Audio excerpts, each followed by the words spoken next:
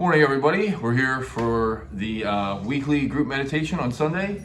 My name's Jess. This is Jesism. We're going to learn a whole bunch about how the world works and how to live within it, difficult as that may seem. So we're joined today by Darren, Hello. my girlfriend Libby, David, and an unnamed friend of the tribe off camera. And of course, that beautiful dog wandering around my apartment is Prince.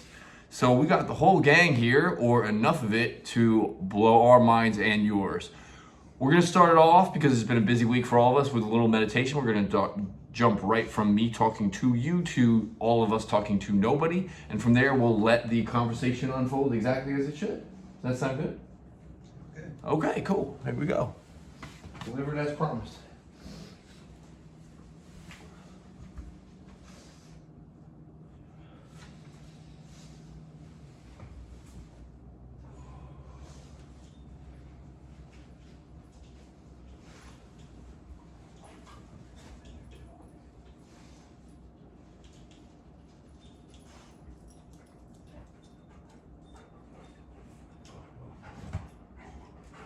Hey, Prince, come here, buddy. Come here, buddy. Come on.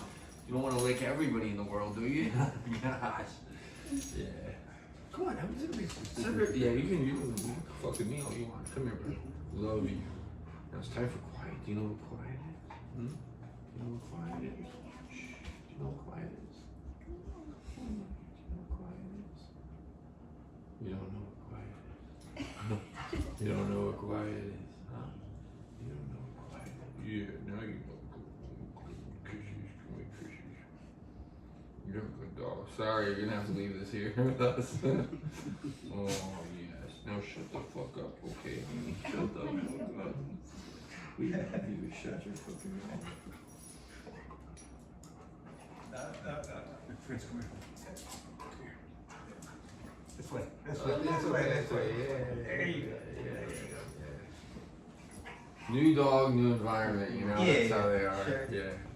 Oh yeah, your big strong daddy is gonna show you how to meditate. It's your first class. Nobody does good in their first class. Yes, we love you. What a good doggy. We love you. Oh my goodness. Yeah.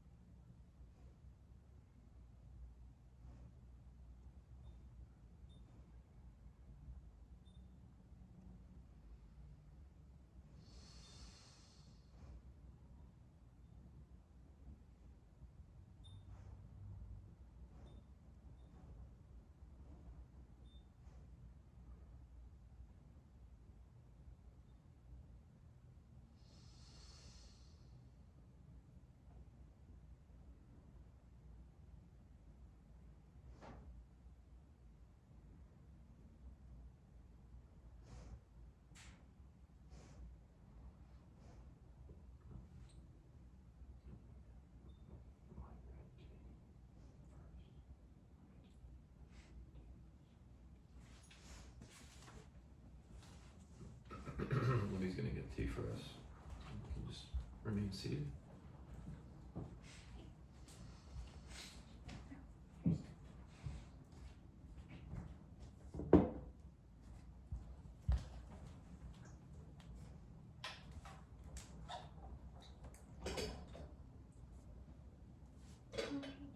I'm gonna pass everybody words here.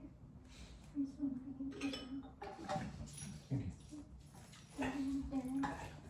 We should feel very lucky because people reward her very generously to hand out bowls in her alternate life. Oh my god. You want some nothing? They're You want running. some nothing? At least we can have a little break in the intensity of the sounds for a moment while we do this. Already breaking. There we go. And just a little. Come on. Right there.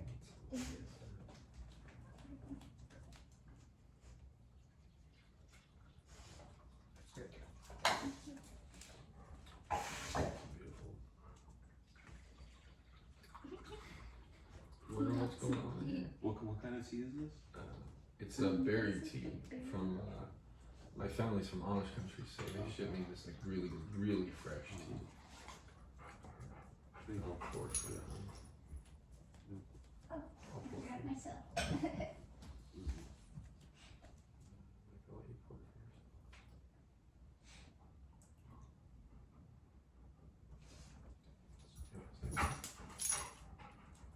I'll just have what's not. No. That's great. No. Thank you. That's not how it works. It's that way.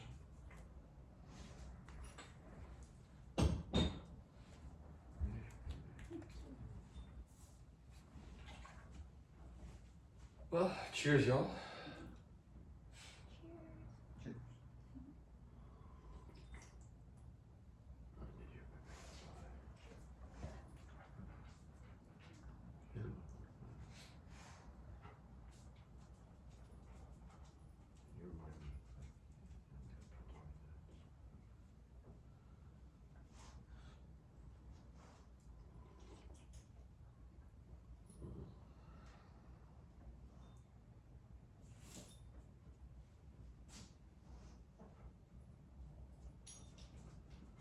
Okay, so I have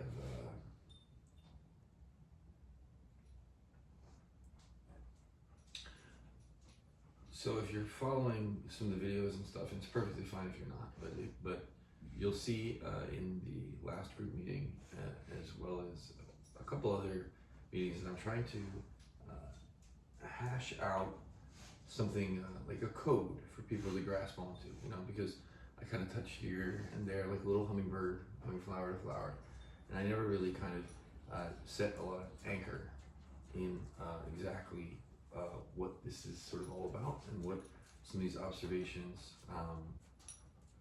how they solidify into something graspable and sequential, right? And so for those of you who have been, well, you know, what I have been saying, you know, in some of these videos, I got little notes here, right, this time. I've been saying that reality is really comprised of 4 notable characteristics, and that the rest are maybe subsidiary and not quite as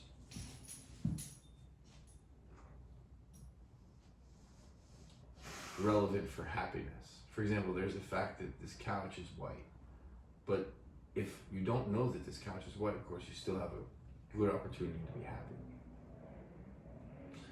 So these are the truths or the observations about reality, which are necessary, in my opinion, from my point of view, to not only understand intellectually, because understanding intellectually, something intellectually is easy, right? If you understand that, like, the world's made up of particles, for example, it's not so hard to understand. It's little particles, and they make up atoms, and then those make up molecules and so on. But to actually view the world as if it were made up of particles, well, I don't know a single physicist who does that. When he's eating his cereal, is it made of particles? But these are things that must be understood in that the same way. That when I say, you know, for example, life is unsatisfactory, that with each bite of food one eats, with each plopping upon the couch, with each noticing of the dog, with each noticing of the words said, it is necessary to interpret that or appreciate that in light of what I would call the fact that life is fundamentally, through and through, from every dimension, every angle, unsatisfactory. That's just my point of view, but that's the point of view I'm sharing with you. In the last meeting, so that's the first one, that life is unsatisfactory.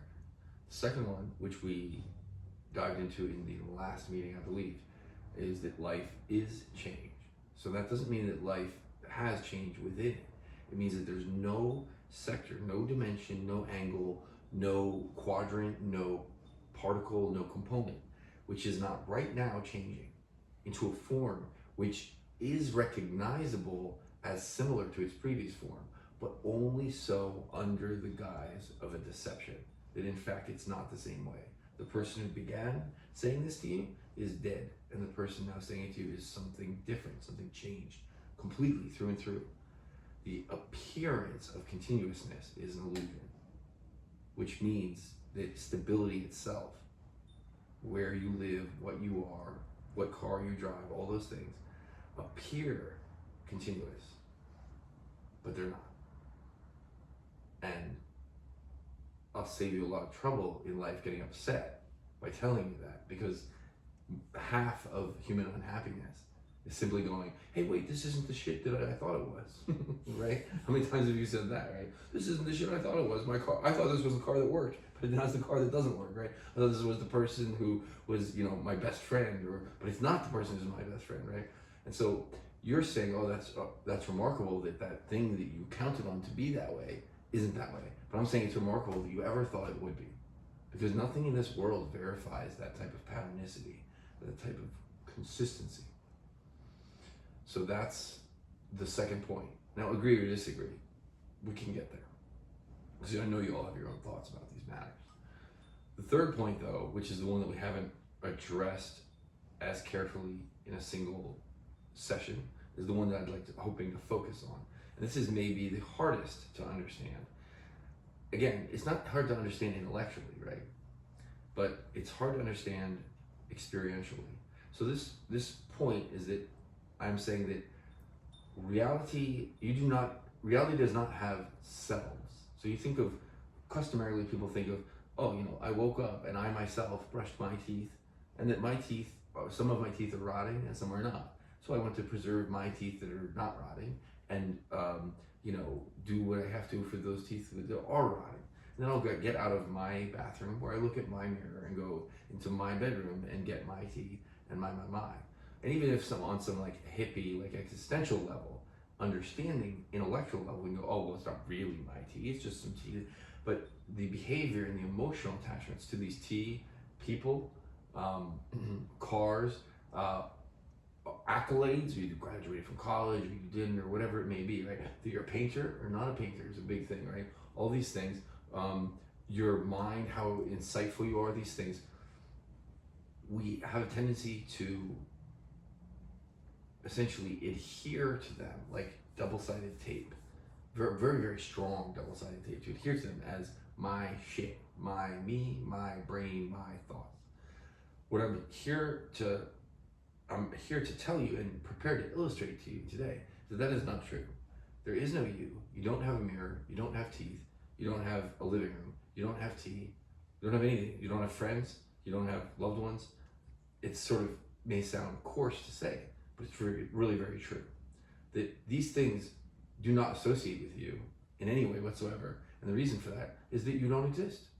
You do not exist. Anytime the word me is muttered, it's the same as conjuring an illusion, a psychotic illusion, that something is just not true. And this comes across, I would imagine, as somewhat abrasive to people. I have no idea how it comes across to you. It's so second nature to me now. But that is what I'm putting forth, is that there's no you, and there's no me also, of course, right? And there's no Libby, there's no David, there's no Cameron, there's no Darren. Just not a real thing. It seems that way. I agree with you, of course. It seems, hey, these are my pants, I bought these, right? But that storyline, that narrative is false. Every part of it is false. And you can kind of see this because, let's say I say, oh, this is my bowl. But if somebody leaves with it, now you took my bowl. But the fact is that it makes much more sense rationally to say, well, was the bowl ever really mine? Somebody will take it from you or it'll break. You steal, Darren steals my bowl, right? And then it breaks. So the point is that it was never mine, nor his. It's a much more viable theory. It's like a scientific theory. It makes more sense. It explains more. It's more cogent, more consistent, and it verifies previous data better and predicts future experiments better. Better theory. We're not fucking real. Rather than my bowl got taken and put in his hands and he broke it. So, what's that? A baby. Okay. That's cute. Fuck you, baby. I'm talking. No, but in all seriousness, all right, let's laugh. Go ahead. It's okay. You know, but it is cute, and babies are cute. But actually, I get a little. This can get me a little just a little frustrated just for a minute here. Our lives are passing before us every fucking second. Nothing is satisfactory, whether you recognize it or not. You didn't get enough of this, you didn't get enough of that. The minute you get enough of something, like, oh, you got a dog, that's wonderful. Now it's right paw's injured. Well, now it's right, and then you heal its right paw. Now you have no money because you heal its right paw. It's just a never-ending succession of fucking bullshit and misery. And so it is good that there are cute things like babies to give us a little reprieve. But for God's sakes, it's time to put the reprieve away and take a dead square look at the fucking problem here. Because you can either walk out of this room wiser, cleaner, clearer, and freer, or more fucking slave to the things that attract you or revolt you. Clinging onto them is yours. And I'm not accusing you of doing that. I'm simply illustrating the urgency of this matter. It's more important than new life is that what little actual life still beats in our hearts is set free before we die. And that baby's life depends on what's going on in this room right now. Okay? How we live our lives from now on will affect that baby's life. And while it's really fucking cute and all, and it really is cute. It really is cute. Okay? Well, it's really fucking cute and all. It's time, the purpose of this meeting is to set a new tone for our lives and potentially the lives of many other people. So I feel like that has to be taken, the things that go on here deserve a certain amount of concentration. Much as I love babies, just listen to the next person. So that's kind of where I'm laying this out. This is the most important matter in the world. There's no other matter. I'm talking nuclear war, AI. Nothing else is more important than creating a shift in human perception. Because without that, we'll continue perpetuating nuclear wars. We'll continue perpetuating dangerous technologies. The antidote to all that is here, right now. And nothing cute, I think, should cause our vision about that to stray. So we should stay concentrated. And so the third key to understanding and attaining that liberation is that we are not real.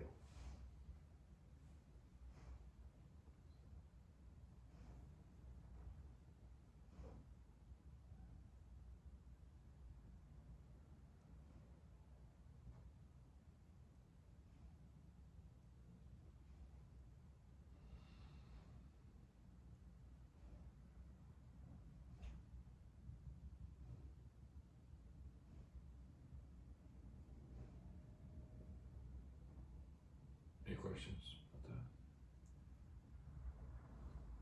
that? Are you talking about letting go, or? I'm talking about clinging on is motivated by an original source. Okay. So when you say letting go, letting go sort of means like, oh, I'm out of tea, and that makes me sad, so I'll let go. But that's letting go of the phenomenon. That's letting go of the tea being gone, or your car breaking, or even letting go of something wonderful, like getting married, right? So, but I'm not talking necessarily about the activity of letting go. I'm talking about letting go of the root of clinging on.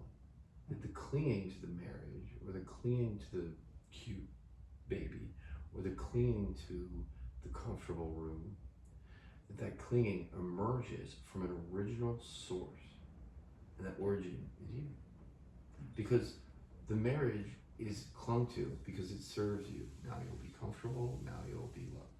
The baby is clung to because it serves you. It is cute, it evokes feelings of maternity or paternity or what have you. The tea is clung to because it's sensually pleasing, it's warm, It has, good taste and flavors. But it is not the tea, and I'm not talking about letting go of the tea.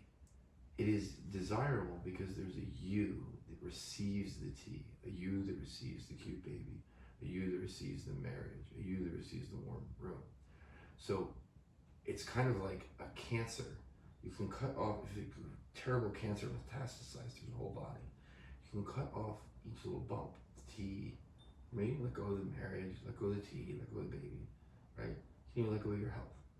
But in the end, it will re-manifest in another area. Oh, you're not cleaning the tea anymore, but isn't it nice and warm in here? You clean to that. Or the dog's cute over there, you clean to that. So your tendency to grasp on will always shift shape, right? And emerge and hit it any direction. Any direction, you can cling to anything. You can cling to a person, you can cling to a drug, you can cling to food, you can cling to having beautiful things, you can cling to painting, hobbies, you can cling to having ideas, being appreciated for your unique way of thinking about the world. You can cling to dogs, you can cling to whatever it is. You can cling to YouTube channels, right? You can cling to whatever. But you will always be clean as long as you are endorsing the idea that you're real. So I'm talking about going to the root of the problem and cutting that out. And the root is you. It's having a false understanding of who we are as being much, much, much more significant than we are. We're not so significant. And, I'm saying that as somebody who's not significant. So it's a deeper level of letting go, right? It's the engine. The engine of letting go, of hanging on, is the self. The subject matter, the body of letting go is tea, couches, people, whatever it is you're coming in contact with. You'll always fuck up what's in front of you if you're there. Only when you're not there, just as any painter knows, only when you're not there can a true masterpiece arise. It's always you standing in your own way. I think Rimbaud says I doesn't exist. Yeah, that is what I'm saying. This is very, very important not to have this as an intellectual understanding. It's good to understand it intellectually. But this has to be with you when you sip your tea and you go, oh, this is so good. And you go, well, who's this good for anyway? Or when in all seriousness, you were going to fall in love with your dog. You already have probably. But and I hate saying this because it's a nasty thing to say, but your dog will fall sick and your dog will die. Right? I'm sorry, buddy. I love you. No, but it's true. You need to know this because that is the nature of things, is to change, right? And so long as you hold on to your dog as a separate you will not only suffer unnecessary pain, but you'll be less able to take care of your dog. So people to love it better once you realize that. Right. That's why people don't. That's why it's always inadvisable to represent yourself in court. It's a bad idea because you care too much about going to jail, right? They have a lawyer. It's better. Oh, even if you're a lawyer, it's better to have a lawyer do it for you. That's what they say. Would you do your own surgery? I mean, if you could have somebody objective do it for you. So it's a byproduct of understanding that the self doesn't exist is a level of objectivity in the way you manage your life, which allows you to achieve more, to be more effective, whatever it is, more money, more closeness, more whatever. I've had to use a lot of that. I've had such a lovely relationship with you, honey. There have been many times where I've had to call upon that level of objectivity that is fortified by distance from the self, from distance from my girlfriend, my needs, my whatever. That's a long answer, but hey.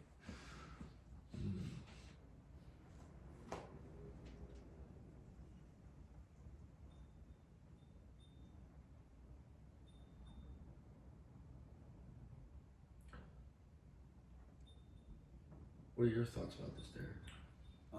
I guess what can I do to get to that point? So you say I can't. You say there's no intellectual Right. understanding of it, so I can't watch a YouTube video. That won't be on how to enough. do You it. can watch my YouTube videos, but it won't be enough. Right, yeah, I can't, Wikipedia, Google, whatever. No, yeah, absolutely, you're right. So I know meditation is one thing you can do to, I guess, get rid of that idea of attachment, emotional attachment, clinging. Besides meditation, like what else can I would I guess adjusting the language that I use, Yes. Good. Instead of saying, my or I, even just when I'm introducing myself, Right. my name is Darren, like how would I introduce myself if I'm in that headspace of trying to get away from I don't exist, you know what I mean? Right. So for one thing, grammatically, it's pretty much impossible not to use the word I or my, right? You hear me, of course, do that, right? And that's because the language structure of English, at least, not as much in other languages, actually. The language structure of English requires, in order to communicate that, like, I'm gonna go buy cookies for everybody, in order to communicate that, I have to have that fucking word I, right? Which is cool. There's nothing wrong with that. So granted that it's necessary to use I references, I, me, mine. Of course, there's varying degrees of it. Haven't you ever talked to those people who go like, I went to the store and then at the store I found this and then at the store I found that and that doesn't match my taste, but I guess I'll find a new taste for myself. And these types of people, usually very self-involved people, right, who speak that way. Or like, let's say, I'm very conscious of this myself, right? I'm still learning a lot of this, right? So, but let's zoom out a little bit, okay? So we recognize that grammar confines us to referencing ourselves, if you will, or the illusion of ourselves, okay?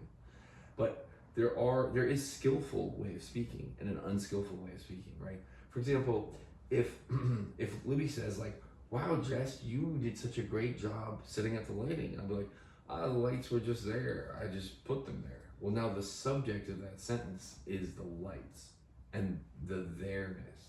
So I'm essentially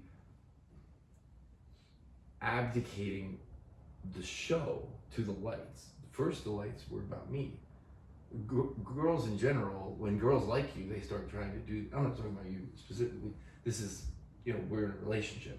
But I'm saying like girls, when you're first getting to know girls, they'll try to do that to you. They'll be like, oh, you're so good at this, you're so good at that, you're so good at this. And also some children will do that. Or if a guy is like a sycophant, he's a fan of you for some reason, then he'll do that too. He'll be like, man, you did this, you did that. And they're trying to pigeonhole you into taking ownership of yourself.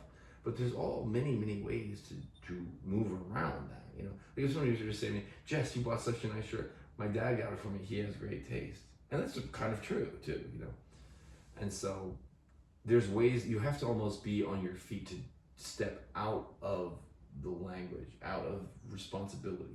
Almost at all time, I would advise, do it as much as possible. Do not take ownership. The only time, and Libby knows that I can sound like kind of arrogant and cocky sometimes, right? It is useful if that's gonna move the group in a certain direction, right? If everybody's like, oh, Jess, you make great videos, we're like, damn fucking right, I make great videos. But that comes at the cost. I have to then deplete that self-aggrandizement, and the place to do that is meditation, as you said. And the ultimate arena to deplete your illusion of self is in meditation. It's the ultimate arena. But it also matters in the relationships you're in, the friendships you're in, the things you do with your time, having you guys here, right? Or, it matters, truth is it matters everywhere. This is not something you do in compartmentalized. When you shit, when you piss, when you eat, when you fuck, when you clean the floor, when you cook food, it has to be at all times. Unrelenting quest to live according to reality. Otherwise, you're literally just feeding a delusion. And that will have to lead to a terrible kind of disappointment that I'm trying to protect you against.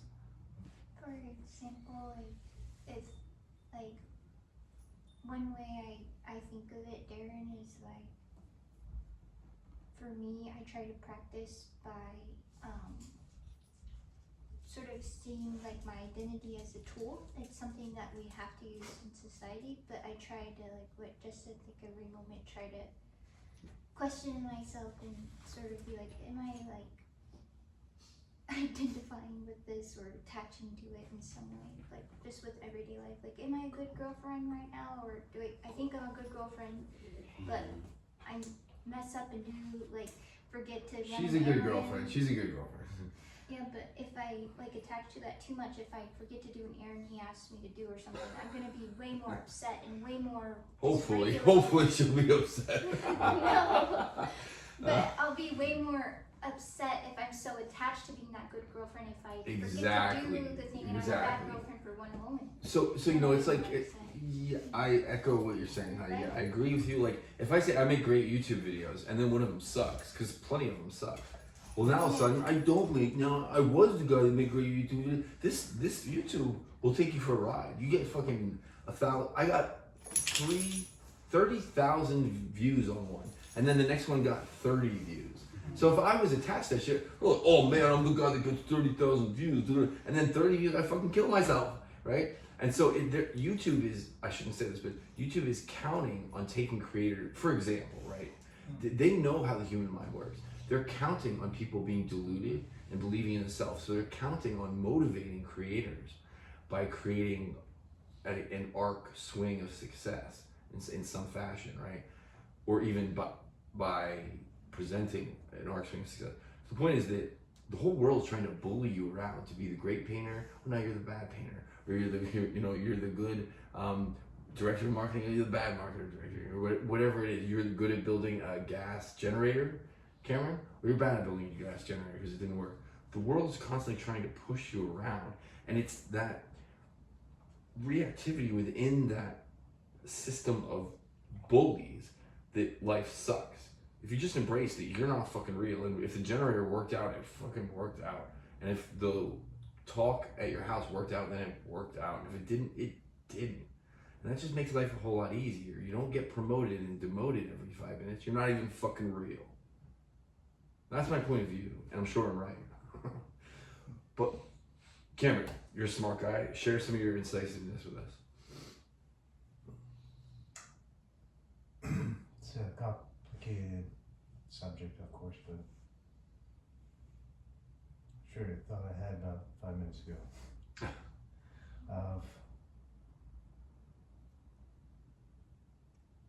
It seems to me the hierarchy of detachment or letting go would be letting go of the self first. I think it'd be like a prerequisite for the whole process, right? It's the root, so that you have to kill this branch from the leaves, from the trees, you have to kill this from everywhere. So it is your attachment on sense contact, say, to creating a pleasing interaction with you. I have to kill that ambition there, but I also have to kill myself. It has to be killed from all sides. It's a war. It's like when Nazi Germany and like whatever after D-Day, that's what it's like. We're going in from all sides, no holds barred. I'm sorry to interrupt you. That's just fine. But like any thing that has branches and roots and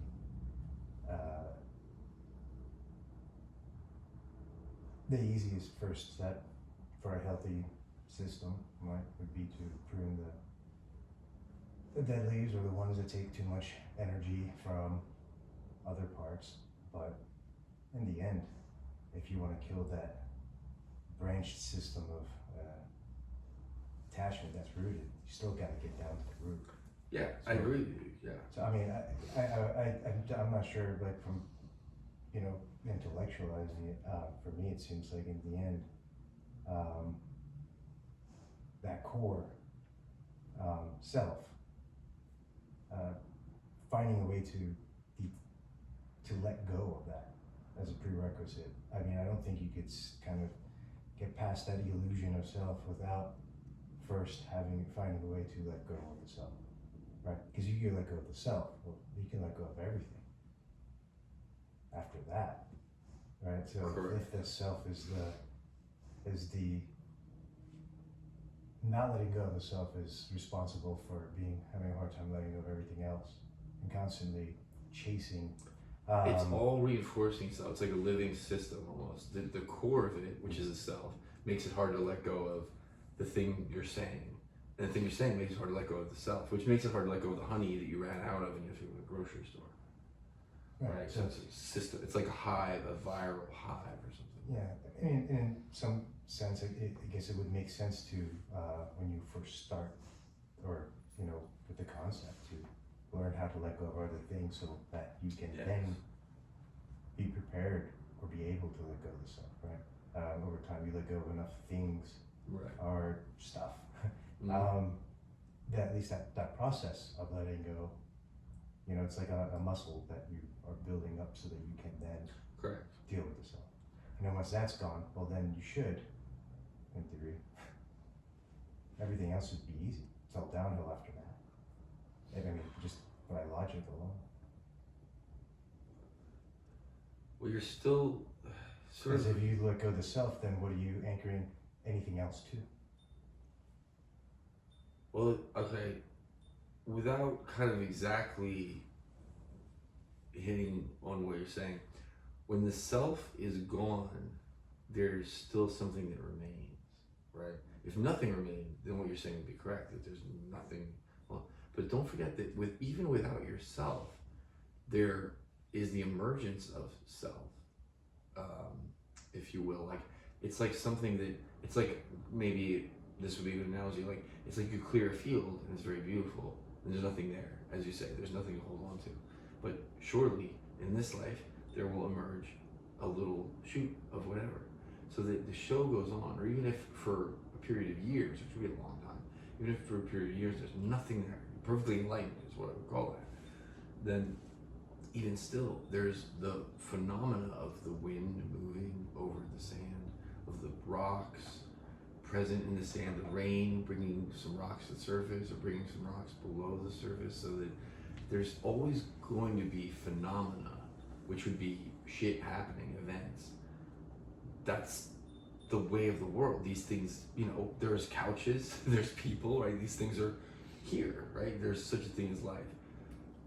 But the nature of life without the self is something that cannot be spoken of. I have no way of describing that to you, right? Because any description depends on delineation of the field. But if it's empty, there's no, it's not chopped up into pieces. It's not rocks and soil. It's just a constant arising and falling, constant changing. So you can't point at something that always changes, because it's never what it was, not even for a moment. And so the life that's lived without the self is something most people are almost completely unaware of. They may experience it for just a moment, you know, falling in love, a few moments of that, or looking at a weird, a painting just strikes you in a strange way in a museum, right? Or, you know, a dog makes this sound. Even something like a cute kid, you know, popping up, people are like, oh shit, you know, that can be a very meaningful awakening experience, you know. But the actual nature of life is nondescript, completely nondescript. So there exists pain with it. I can tell you that there exists pain within the absence of self. And there exists pleasure. It's just that they don't exist as discrete, separate things. It's a great mixture, right? And it's a great gray area. And so it's really, that's what happiness is when you're no longer taking this and comparing it to that, and comparing it to that, and comparing that. There's just, like, it is having you. You don't have it, it's having you. So the realm of human life, of an enlightened person who is not infecting his perception with the self, is so unique and strange, I think, to ordinary people, that it really eludes description. Haikus, really good haikus, try to address that question. Or there's some other forms of art that try to, usually Asian art, that tries to hit those notes, you know, but it's very hard to do. When I get really rough sometimes in these conversations, that's what I'm trying to do. I'm trying to push things, that's just my personal way of doing it. I'm trying to push things out of the normal way of things being broken up into a realm of emptiness. I'm still working on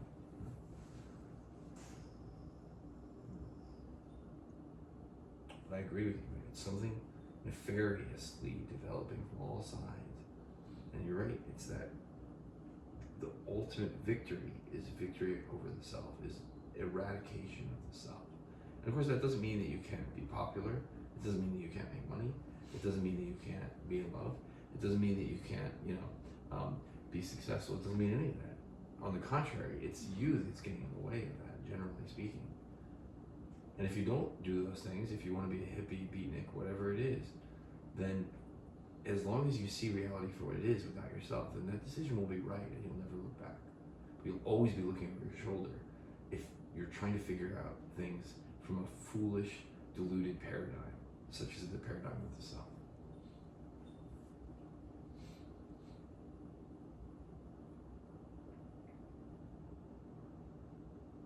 Okay, so we're gonna break into this movement stuff that we've been doing, a little movement, just to break up, because this is obviously kind of tense conversation, or maybe, I don't know, Hey, you're not real, guys, welcome to my house, you're not fucking real. Bless you, man. Thank you, dude. So let's do a movement, and then we got a treat for you guys. So buckle up for that shit, You don't exist, here's your treat. But yeah, we're trying to integrate this movement. Julie, who comes here, had this idea. It's a good idea. So I'm feeling kind of lazy, so I don't want to kill myself. But Prince is gonna love this. I'll do the camera. Oh, okay, yeah. You might want to. I'll make sure to keep you out of it, but I am gonna adjust the camera. Okay, yeah, you're good there. His name is Chris, right? No, it's Prince. It's Prince. Do you want to name him Prince or do you want to name Chris? What the hell? Well, no, because his shelter name was Prince. Yeah. His shelter name was Prince. I don't know what I want to name him. Libby knows a lot about dogs. You might want to. She might have.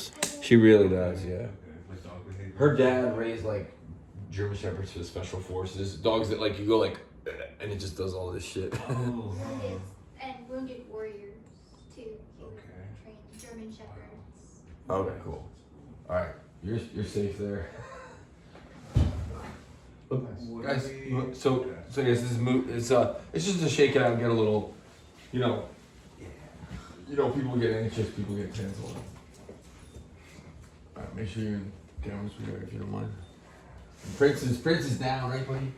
All right, so yeah, I would just say kind of do what I do. I was like, can you tell me that, right? Thank you. You're welcome. All right. So yeah, I would spread your feet quite a bit apart, a little wider than shoulder width apart, a little wider, yeah, okay. Wider, yeah. The wider they are from the shoulders, the more strain you're gonna put on the quadriceps. That's good because those are huge muscles. When you work out, you want to get huge muscles, glutes, quads. That's how you're gonna get the most bang for your buck, right? So follow my hands, right? Good. I'm slipping here. There's something slippery there. Okay, cool. You got me excited earlier, sorry. Well, I mean, hey, that's how I do. That's me. I make people excited. Anyway, wow. Okay, so here we go. So our hands right, and now what I'm gonna say is, bring your hands down slowly. Drape. Watch this. Drape. A squat, deep as you can. Now bring your hands together. Look at my hands. Now we're gonna pull up. Imagine you're pasting, you're smearing something together with your hands. A lot of muscle in the hands, right? Now, there, right on the navel, stop at the navel, okay? And now, up a little bit to the sternum, head back, and down to the navel, and press the pelvis forward. Like a thrust, press. More, David, press more. Press. Good. You're gonna kind of roll, I know it's lewd, I know. You're gonna kind of roll your pelvis forward, and you're gonna create like a snake-like motion of the spine. And just ride that, right? Ride. Press the pelvis, and look at my spine up to my neck, right? You're getting a lot of movement in there, right? There, now take your hands out, let them wave a little bit. You're just basically gonna kind of whip your body gently, like a little whip. Yeah, and now let's get those squats deeper.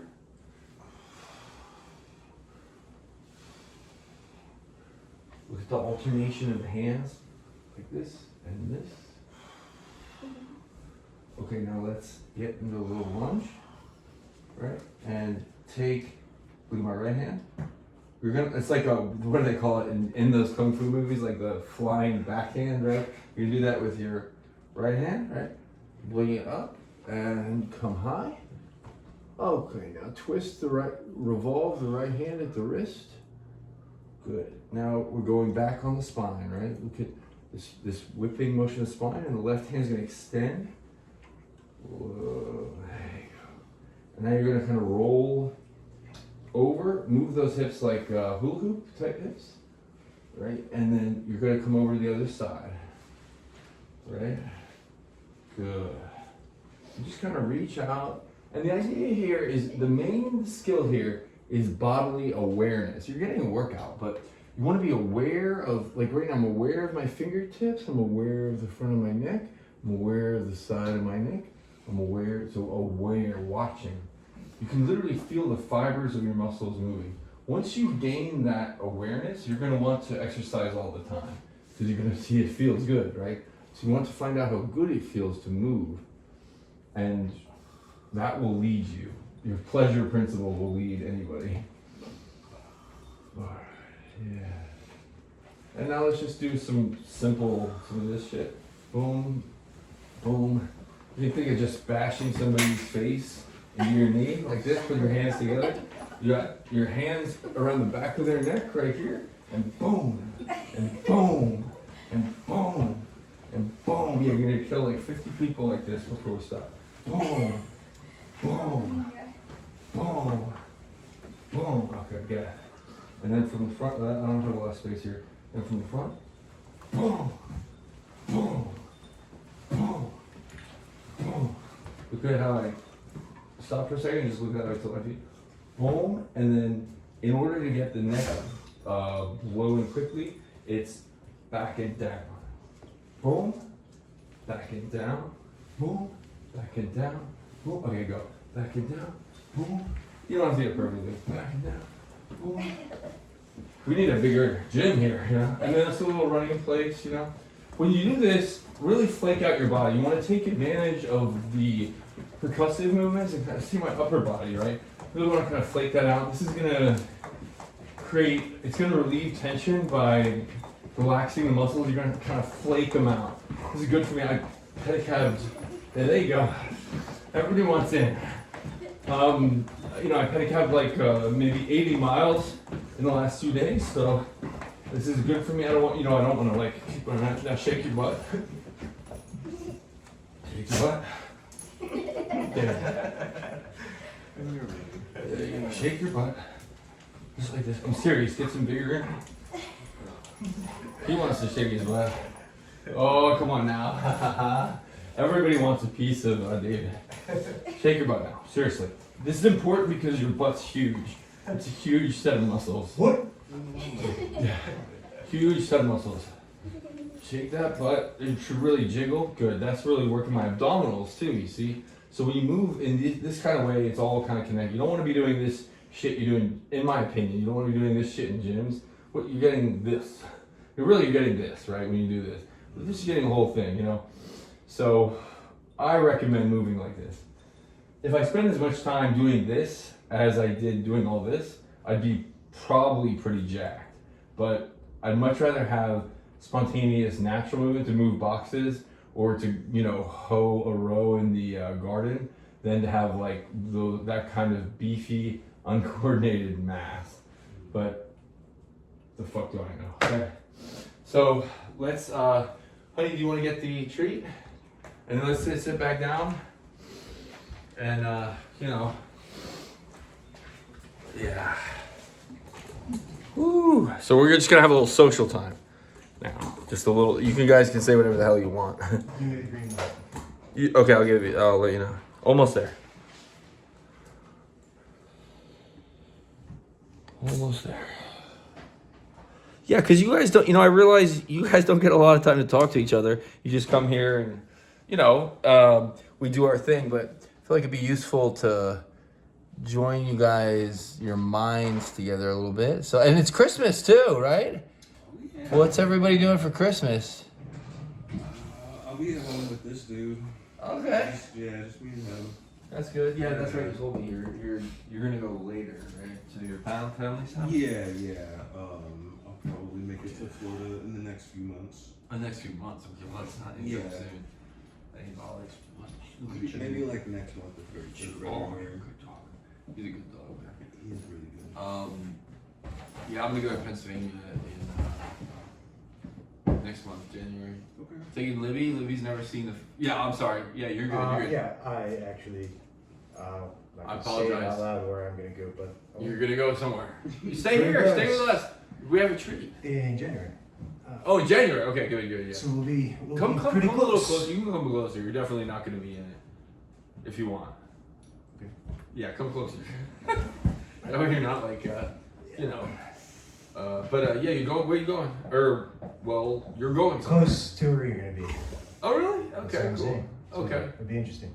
Yeah, maybe we could rendezvous if you're close enough. Yeah. Yeah. Depends on what's Pennsylvania, New Jersey is where I'm going. Hmm? Pennsylvania, New Jersey. Yeah. Yeah, I'll be very close. Okay. But Well, I'm Libby's saying never met my specifically- parents. That's important to her, so it'll be interesting. I'm sure they'll be very polite. At least in theory, I'll be out there. So Okay. see how things work. So, David, what about you?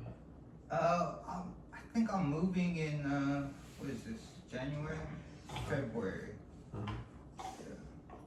David started a flower shop, started a business Yeah. recently. Yeah. So, Westaco, Texas, Uh-huh. in February. What part of it? Where It's is it? a border town. Okay. Gotcha. What we call the Valley. Yeah. Yeah, so I'll be going there in February if everything goes. No shit, man. It'll be Big upsetting change. to see you go, yeah. Big change. And you have business partners with family, right? They're all family, but she's my best friend. Okay. Yeah. Very cool. Very cool. Yeah. You get a beard trim too?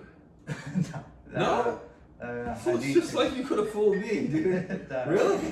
You grew it out? Yeah. Okay, looks good. I like it. Yeah, it looks good. Growing out. Yeah, I think Everybody's got a little stubble here. This is the. Yeah, I was gonna shave. See, we got you, then me, then you, then you, right? Yeah. The lineup, yeah. Yeah, I think I'm gonna leave a lot of stuff there too. Oh, just to, we're like, scavengers, change. dude. Yeah, we're Yeah, y'all should go. Yeah, I'll let you know. Darren knows. Yeah. There's a lot of furniture. Oh yeah. You hear that, Ayn? Sweetheart? David's leaving a bunch of furniture when he goes. If you have anything, I love to like refurbish or. Yeah, definitely. A lot of that stuff I've never even used. I got like It's 5 funny, desks. It's funny how that works. We got that. Yeah. 5 desks. At least. Do you have a 2-bedroom? 2 bedroom, 2 bath. Oh, okay. To yourself? Is everybody That was with me. finished with their I was doing the same thing too. I like the room. Do you have bookshelves that you're getting rid of? Do you have is everybody Yeah. finished with their Yeah. so I can use their bowl as Oh, a Are there other? I'll let you know. I'll let you know. Okay. Yeah, it'll be in February. So yeah, I'll let you know. You know this? Yeah. Dude, you're good on bookshelf table. I We're gonna can put your find is tree one on I the have to table. build, so. Yeah, This is David. This is Darren. Darren. I can give it to him too. I can give it to him to hold for you. I'll help. you. Yours, sweetheart. Yeah. I'm not really sure where mine is. Yeah. So, Dude, I want a dog actually. Yeah. Both Libby and I want Yeah. pets, but we feel like we don't have our shit together We got a enough bunch yet. of people moving. Oh, over in 2 seconds. Yeah, I think they say moving what I is tell the her, most she, stressful catches thing a some person guys can that- do other than getting a new job. Yeah. What happened to it? Oh, dying. I got bored with it. Apparently. You know. Oh, that doesn't make sense. Bored with it. Just kill it. Okay. Yeah. She was too independent. You Yeah, know? I when know, my I used to father be died, cuddle. he looked pretty stressed. She wasn't that kind of cat. Libby trained one of her cats to Yeah, be, he looked scared, you know? to be He's a tough guy, super but cuddly. he was Like, like a little she trained her like a mat to be like the ultimate cuddle cat. Yeah. Where Yeah. you couldn't, If like that's it wouldn't stress. keep itself off you. That one is. Why don't you wait? Well, why don't we wait for everybody, Yeah. sweetie? It surprised me because he's a real tough guy, but he didn't go out. What is it? So I'll go here. He It'll was go. scared. You could see it in his eyes. But it's gotta be scary, you know? You know what? I'm gonna help you. I haven't done it yet, so we'll see how scared I am. Yeah. This one's This is for for me. Cameron. This one's for me. This one's for you. This one is for me. Oh, okay. Well, here, I got a system here. Nothing. We don't. I don't even care, dude. I would fucking lick your guy's saliva off the fucking bowl any fucking day. What is this? You know what, guys? Like, sorry, this is like an initiation, I right? know You know? what's going on. I know what's going on. This Alright. one is Darren's. Okay. This one was David's. Yeah. Thanks for coming. This one is yours. We'll continue our Thank you. conversation about Darren, here's the yours. man that's Wow, thank you. Oh, yeah. This one is for Cameron and Jess. Is this homemade? No, we were gonna lie to you, but she told me not to. I wouldn't believe it. There's no forks. It's minimalism, no forks. Yeah. I'm not attached to a fork. There you go. We love that. Yeah, we're helping you there. Detach from forks. Do you mind if I use the? Wow, good. Is it good? Okay, let's wait. My family we always waited for No. it. Doesn't make sense. And then you come here, puppy, because you got a treat too. Is it pumpkin or something, or? Oh yeah, I have treats in my. You have fridge. dog treats? Yeah. Okay. Why do you? Huh. Cause dude, we love fucking dogs. Oh, You never so know you what just dogs. have them? Huh. That's cool. Alrighty. Lay down. Or does he know how to I don't- shake it? I don't. Let's see. He might know shit. Come here. I mean, Oh no, not that one. We're gonna hold that. Come here. No, He's fuck like, I don't face. want Yeah. the treat. Come here. I wouldn't either. Sit. He's got a nice energy. How old is he? Shake. a year and Oh, 7 months. perfect. Yeah. Yeah. So like mature that he's not Oh, you can do innocent, it. You but lay And he's down. well potty trained. he is. Yeah. Alright, there you go. I think we're waiting on.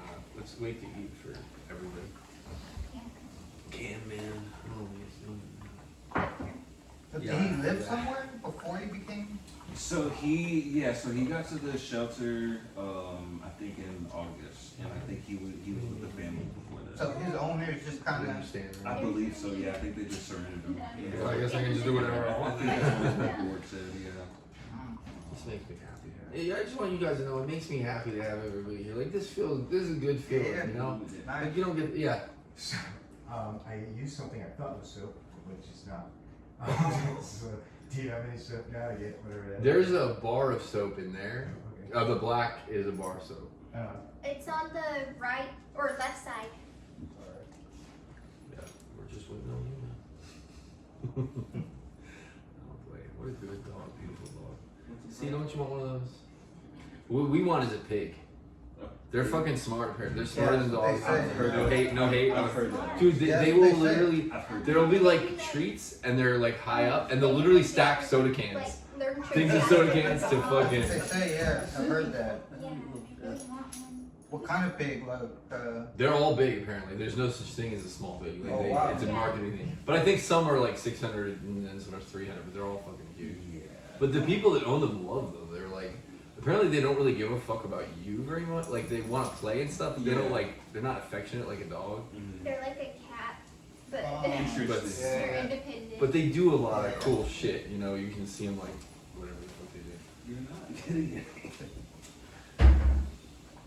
Yeah, don't be one of those people that like when the dog begs you feed it, right? I can't stand it. Yeah, It's so like my, no, dude. yeah, like my no. stepmom's parents have a half lab, half German Shepherd. He won't. What? I had one of those. He won't eat dog food.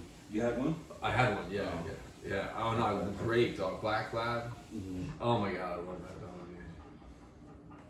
That was like, that was my first dog, like, ownership experience. All right, everybody ready to rock it on our? You better eat that up soon before somebody else does. Whoop. All right. No. No, fuckface. You don't mind me calling your dog fuckface, do you? It's fine. Sort of. Yeah. No, I love you, dog. I just got used to calling dogs fuckface with that black lab. Thank you. Thank you. I know it's Thank you. No worries. What, you want to smell it? You're so cute. I'm nice to the dog, though. I mean, I love the dog. But, you know, hey, there's limits, you know. What, you want to eat pie? Didn't I give you a treat, huh? Oh, look, you just see now. Now he's done. He's done. It's fucking over. I love giving an animal a rub down, like a dog, like a good like half hour. You know what I'm talking about, right? Like a rub down. You know, I know how to do that shit. Don't you know I know how to do that shit? Yes, don't you know I know how to do that shit? Yes, don't you know I know how to do that shit? Yes, don't you know I know how to do that shit? Yes, don't you know I know how to do that? Yes. You got a strong neck. He's lean too. He's a good, pretty dog, pretty coat, right? We love you, but you can't have any fucking. I'll chew you. Lay down. No. Lay down. Oh, this is so good. This is so fucking good. Wow. This is special. Oh, this is so fucking special. I feel so bad for you. I used to do that to my cat, just let her smell it and then I eat it. This is fucking good though. Yeah. You finished already? I couldn't finish the whole thing, but Okay. I didn't listen. Yeah. Watching your diet. Yeah, man. Trying to keep this girlish figure. Yeah. This is pumpkin pie, right? Yeah, with cream cheese. It's fucking good as fuck, dude. It was so inexpensive. We got it for free. We bought a spiral ham and you get this free. It's $11 pie, so it's basically a lot of money off. But I tried to find Christmas cookies, but they didn't have any. They like sold out. Oh, so wow. yeah, this is all I could find. I'm sorry. It is that time. You don't need to shock. They're lucky they got anything, huh? Jesus. I mean, we love you guys, but like, what the fuck do you think this is? Like a fucking pie factory?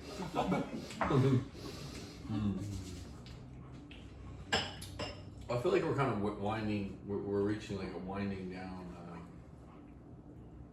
sort of situation here, right? What? Can you control that dog?